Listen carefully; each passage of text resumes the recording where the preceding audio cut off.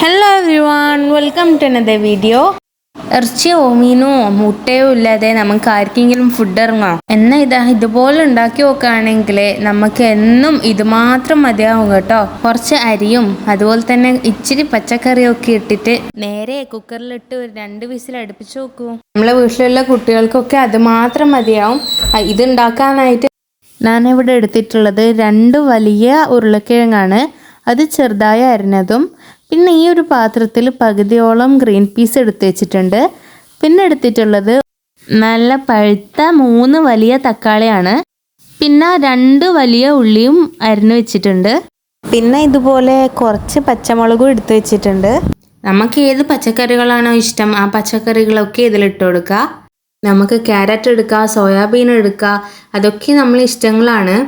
അപ്പോൾ ഇതുപോലത്തെ റൈസൊക്കെ ഉണ്ടാക്കാത്തവരുണ്ടെങ്കിൽ എന്തായാലും ഉണ്ടാക്കി നോക്കുക. എന്നും നമുക്ക് ഇറച്ചിയും മീനും മുട്ടയൊക്കെ ഉണ്ടായിക്കോളം എന്നില്ല. ഇല്ലാത്തൊരു സമയങ്ങൾക്ക് വേണ്ടി ഒരു പ്രാവശ്യം ഉണ്ടാക്കിയാൽ പിന്നെ ഇതന്നെ ഉണ്ടാക്കുള്ളൂ. ഒക്കെ ഉണ്ടാക്കിയാൽ ഒരുപാട് പച്ചക്കറികൾ നമ്മളെ മക്കളൊക്കെ കഴിക്കുകയും ചെയ്യും. അതുപോലെ നമ്മളെ മക്കൾക്ക് ആരോഗ്യം കാര്യങ്ങളും ഒക്കെ കിട്ടും. നമ്മളെ ഉമ്മമാർക്കൊരു സംതൃപ്തിയാണല്ലേ. ഞാനിവിടെ ഒരു മിക്സി വെച്ച് കൊടുക്കുന്നുണ്ട്. എന്നിട്ട് നമ്മളിങ്ങനെ അരിഞ്ഞു വെച്ച 3 വലിയ തക്കാളി ഇതിലോട്ടേക്ക് ഇടുന്നുണ്ട്. തക്കാളിയൊക്കെ അത്യാവശ്യം പഴുത്ത തക്കാളിയാണ് കേട്ടോ.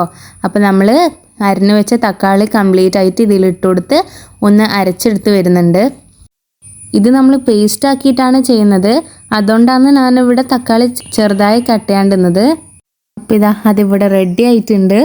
തക്കാളിയൊക്കെ നന്നായി അരിഞ്ഞ് പേസ്റ്റ് രൂപത്തിലായിട്ടുണ്ട്. എന്നാൽ നമുക്ക് പെട്ടെന്ന് തന്നെ ഇതിൻ്റെ റൈസ് റെഡിയാക്കാം. വളരെ പെട്ടെന്ന് റെഡിയാവും. ഒരു കുക്കറിൽ 2 വിസിൽ മാത്രം അടിച്ചാൽ മതി. കുട്ടികൾക്കൊക്കെ രാവിലെ ലഞ്ച് ബോക്സൊക്കെ റെഡിയായി കൊടുക്കുന്നവർക്ക് അറിയണ്ടാവുമല്ലോ രാവിലത്തെ തിരക്കൊക്കെ. അങ്ങനത്തെ ഓട്ടപ്പാച്ചിലിനിടയിൽ വേഗം തയ്യാറാക്കാൻ പറ്റും.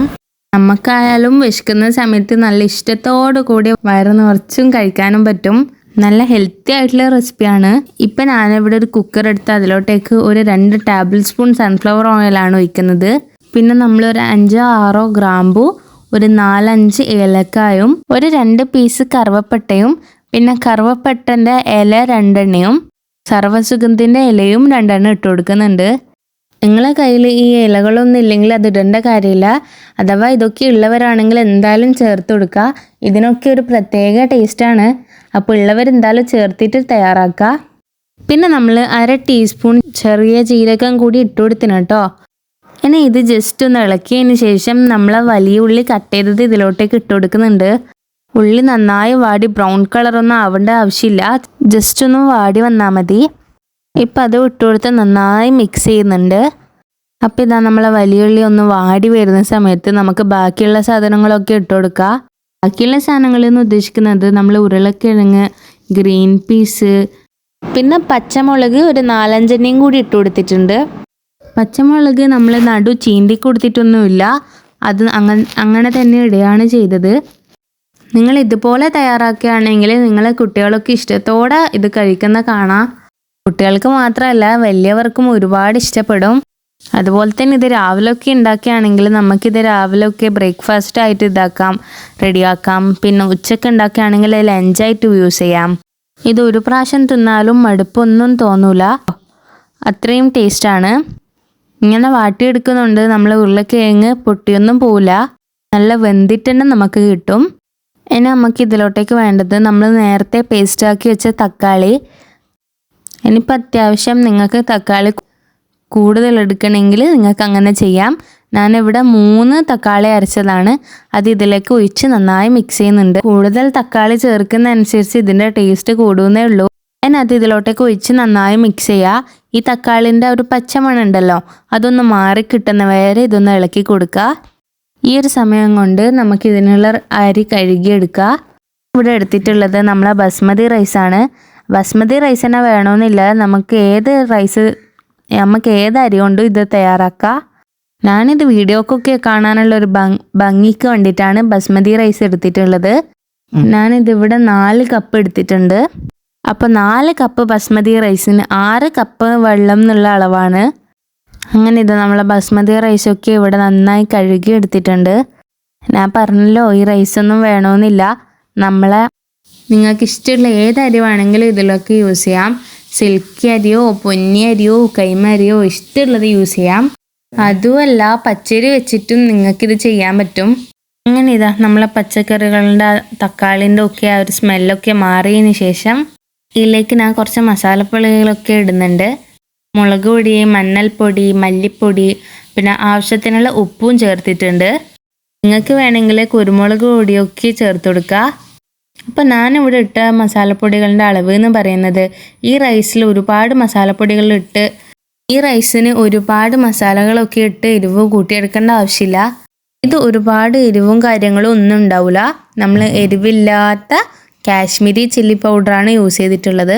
അഥവാ നിങ്ങൾ എരിവുള്ളത് ഇടുന്നുണ്ടെങ്കിൽ ഞാനിവിടെ ഇടുന്ന പോലെ ഒരു ടേബിൾ സ്പൂണൊന്നും ഇടണ്ട, ഒരു ടീസ്പൂണോ 1.5 ടീസ്പൂണോ ഇട്ടാൽ മതി. ഇനി ഇതിലേക്ക് ഒരു ടേബിൾ സ്പൂൺ ജിഞ്ചർ ഗാർലിക് പേസ്റ്റും കൂടി ഇട്ട് കൊടുക്കുന്നുണ്ട്. പിന്നെ ഇതിലോട്ടേക്ക് 2.5 ടീസ്പൂണോളം നമ്മൾ തൈരും കൂടി ഇട്ട് കൊടുത്തിട്ടുണ്ട്. ഞാനിവിടെ യൂസ് ചെയ്തിട്ടുള്ള തൈരിന് വലിയ പുളിയും കാര്യങ്ങളും ഒന്നും ഇല്ലാത്തതുകൊണ്ടാണ് ഞാൻ ഇത്രയും ചേർത്തത്. നിങ്ങളത് പുളിയുള്ള തൈരാണെങ്കിൽ 1 ടീസ്പൂൺ മാത്രം ചേർത്ത് കൊടുക്കുക. ഇതിനുശേഷം നമ്മൾ തൈര് എല്ലായിടത്തും മിക്സ് ചെയ്തതിന് ശേഷം നമ്മൾ കഴുകി മാറ്റി വെച്ച ബസ്മതി റൈസ് ഇതിലോട്ടേക്ക് ഇട്ട് കൊടുക്കുന്നുണ്ട്. ഇത് ഇട്ടുകൊടുത്തതിന് ശേഷം നമ്മൾ ഈ മസാലയിലേക്ക് ഈ അരി നന്നായി ഒന്ന് മിക്സ് ചെയ്തെടുക്കുക. അപ്പോൾ മുളകൊക്കെ നിങ്ങൾ ആവശ്യത്തിന് മാത്രം ഇട്ട് കൊടുക്കുക. എരിവൊക്കെ കൂടുതലിട്ട് അത് എരിച്ചലായി പുകച്ചലായി എന്നൊന്നും പറയണ്ട. ഇപ്പം നമ്മളെ മസാലയിലേക്ക് ഈ അരി ഒന്ന് നന്നായി മിക്സ് ചെയ്ത് കൊടുത്തിട്ടുണ്ട്. ഇനി നമ്മൾ വെള്ളം ചേർത്ത് കൊടുക്കുന്നുണ്ട്. വെള്ളം ഞാൻ നേരത്തെ പറഞ്ഞ പോലെ തന്നെ 4 കപ്പ് അരിക്ക് 6 കപ്പ് വെള്ളം എന്നുള്ള അളവാണ്.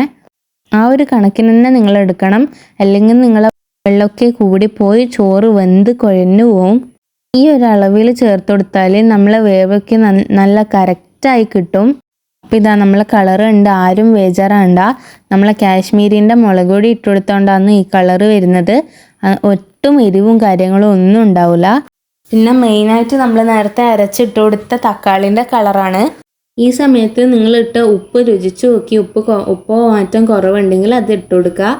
ഇനി ഇതിലോട്ടേക്ക് ആവശ്യത്തിനുള്ള മല്ലിയിലയും ചേർത്ത് കൊടുക്കുന്നുണ്ട്. ഇനി നമുക്കിത് ജസ്റ്റ് ഒന്ന് മിക്സ് ചെയ്തതിന് ശേഷം കുക്കറൊന്ന് പൂട്ടി ഒരു 2 വിസിലടിക്കാൻ വേണ്ടി മാറ്റി വെക്കുക. തീ കുറച്ച് വെക്കണ്ട കേട്ടോ, തീ കൂട്ടിയിട്ടൊക്കെ തന്നെ വെച്ചോളൂ. ഒരു പേടിയും വേണ്ട, ഇത് അടിക്കൊന്നും പിടിക്കൂല. അപ്പോൾ കുക്കർ പൂട്ടി വിസിലിട്ട് കൊടുത്തിട്ടുണ്ട്. 2 വിസിൽ വരട്ടെ, അതുവരെ ഇവിടെ നിൽക്കട്ടെ. ഇപ്പം ഇതാ നമ്മളെ കുക്കർ 2 വിസിലടിച്ച് ഞാനിതാ ഓപ്പൺ ചെയ്ത് കാണിച്ചു തരാം. കാണുന്നില്ലേ, നല്ല രീതിക്ക് ചോറൊക്കെ വെന്ത് വന്നിട്ടുണ്ട്. ഇപ്പം ഇതാണ് കേട്ടോ അവസ്ഥ, നല്ല പെർഫെക്റ്റ് ആയിട്ട് കിട്ടിയിട്ടുണ്ട്. ഇപ്പം നിങ്ങൾക്ക് കാണുമ്പം ഒരു മഞ്ഞ കളറായിട്ടോ മാറ്റോ തോന്നുന്നുണ്ടാവും. അധികം മഞ്ഞൾപ്പൊടിയോ കാര്യങ്ങളോ ഒന്നുമില്ല. നിങ്ങൾക്ക് തന്നെ അറിയാലോ, നമ്മൾ ചേർത്ത മഞ്ഞൾപ്പൊടി കണ്ടിട്ടില്ലേ, ഒരിത്തിരി മഞ്ഞൾപ്പൊടിയേ ഉള്ളൂ. നമ്മളെ ആ തക്കാളി ഉണ്ടല്ലോ, 3 തക്കാളി, അതിൻ്റെ കളറ് നന്നായി നമ്മളെ റൈസിക്കൊക്കെ പിടിച്ചിട്ടുണ്ട്. റൈസ് ഒട്ടിപ്പോവുക കാര്യങ്ങളോ ഒന്നും ചെയ്തിട്ടില്ല. നന്നായി അടിപൊളി പെർഫെക്റ്റ് ആയിട്ട് തന്നെ വെന്തിട്ടുണ്ട്. അതുപോലെ തന്നെ വേകുന്ന സമയത്ത് നമ്മൾ ഉരുളക്കിഴങ്ങൊന്നും വെന്തൊടഞ്ഞു പോയിട്ടില്ല, പെർഫെക്റ്റായി വെന്ത് വന്നിട്ടേ ഉള്ളൂ. അപ്പോൾ നല്ല അടിപൊളി ടേസ്റ്റാണ്. അപ്പോൾ എന്തായാലും നിങ്ങൾക്ക് ഇഷ്ടമാവും. ഇതിൻ്റെ കൂടെ കഴിക്കാനായിട്ട് വേറെ തൈരോ അച്ചാറോ ഒന്നും ആവശ്യമില്ല. എന്നാലും കുറച്ചുകൂടി ആർഭാടാക്കാൻ വേണ്ടിയിട്ട് ഞാനിവിടെ തൈരും അച്ചാറൊക്കെ ഇട്ട് കൊടുക്കുന്നുണ്ട്. ഇത് കഴിക്കാനായിട്ട് നല്ല രുചിയാണ് കേട്ടോ. അപ്പം എന്തായാലും ട്രൈ ചെയ്ത് നോക്കാത്തവർ ട്രൈ ചെയ്ത് നോക്കിയവർ എന്തായാലും ഫീഡ്ബാക്ക് പറയാൻ മറക്കരുത്. അപ്പോൾ ഈ റൈസ് ഇഷ്ടമാണെങ്കിൽ എൻ്റെ വീഡിയോക്ക് ഒരു ലൈക്കും കമൻറ്റും ഷെയറൊക്കെ തരാം കേട്ടോ. സബ്സ്ക്രൈബ് ചെയ്യാത്തവരുണ്ടെങ്കിൽ എന്തായാലും സബ്സ്ക്രൈബ് ചെയ്യുക. അപ്പോൾ വേറൊരു വീഡിയോ ആയിട്ട് തരാം. അതുവരേക്കും ബൈ. Thanks for watching.